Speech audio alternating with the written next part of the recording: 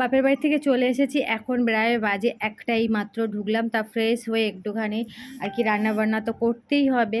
আমাদের বউ মেয়েদের যেখান থেকে আসো না কেন রান্নাবান্না করেই খেতে হবে। তবে ভাতটা বানানো আছে, আর তরকারি কিছু নেই, বেগুন ভাজা আছে। আর বাজার থেকে আমার বর কিনে দিয়েছিল মানে আর কি রুই মাছ, তো সেগুলোই ভাবলাম কি ঝোল করে নিই তাড়াতাড়ি করে। এখন প্রায় 1টা বেজে গেছে।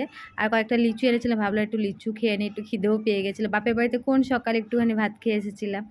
তো যাই হোক, এধারে সবজিগুলো দেখতে পাচ্ছ, কুমড়ো ডাঁটা, বেগুন টেগুন, এগুলো হলো আমার কাকিমা গুছিয়ে দিয়েছে ব্যাগ ভর্তি করে, যেগুলো নিয়ে যায়। আরও দিয়েছিল নারকেল, জামরুল, ওগুলো এতগুলো কিছু নিয়ে আসছিনি। আমি বলছি পারবো না, ব্যাগ বইতে আমার ভীষণ কষ্ট হয়, আমি পারি না, আর দুটো বাবুকে নিয়ে আসতে হয়। তো ওইগুলো আর নিয়ে নিয়ে এই কটা মানে কুমড়ো ডাঁটা এত সুন্দর হয়েছিল ওদের বাড়িতে, তাই জন্য এত লোভ হয়েছিল, দিয়েছিল। আর ভিডিওটা তোমাদের রেসিপি আর কি কুমড়ো ডাঁটা আলু মাছের ঝোল করে একটু দেখাতাম, কিন্তু ফোনে চার্জ ছিল মাত্র 3%। তাই জন্য হঠাৎ করেই ফোনে চার্জ শেষ হয়ে গেছে দেখছি, তাই জন্য আমি চার্জে বসিয়ে দিয়ে এবার রান্নাটা করে খেয়ে দিয়ে নিয়ে আবার একটু কাজ শুরু করেছি। ওধার মুরগিগুলোকেও খেতে দিয়েছি, দিয়ে এবার বলছি বাড়ি ঘরগুলো ঝাড় দিয়ে দিই, তা নাহলে এত নোংরা দেখতে পাচ্ছি না। কি বলো তো, বাড়ির একটা বউ, যে বউটা সারাদিন সমস্ত কাজ গুছিয়ে পরিষ্কার পরিচ্ছন্ন করে রাখে, সেটা যদি দুদিন না থাকে সেই বউটা, তো বাড়ির অবস্থা সত্যি অনেকটা পরিমাণে খারাপ হয়।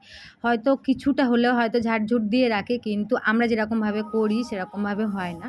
আমার ননদ ওইভাবে আর কি রান্নাবান্না করে খেয়েছে, আর টুকিটাকি ঝাড়ঝুট দেওয়ার সেগুলো দিয়েছে। ঘরের অবস্থা খুবই খারাপ, তো ঘরের দিকটা আমি পরে দেখছি, বাইরেরগুলো আগে করে নিই। এই জন্য এদিকে আমি আবার একটু না, বাপের বাড়িতে গেলে না আমার ভীষণ কষ্ট হয়ে যায়।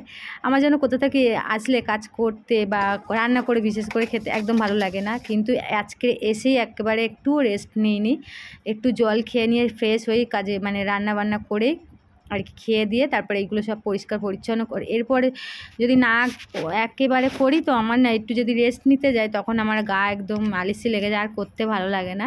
সেই কারণে এগুলো করে একটুখানি রেস্ট নেব, তারপর বিকেল থেকে বা সন্ধ্যা থেকে আবার ঘরের কাজ করবো আর কি।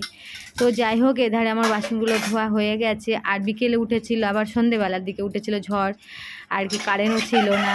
তো যাই হোক, রাতে আবার বানিয়েছিলাম রুটি, ভাবিয়েছিলাম শেয়ার করবো আর কি বলো তো, আজকের ভিডিও শেয়ার করতেই পারলাম না, কারণ কি কারেন্ট চার্জ এই নিয়ে ব্যস্ত মানে প্রবলেমে আর কি পড়েছিলাম।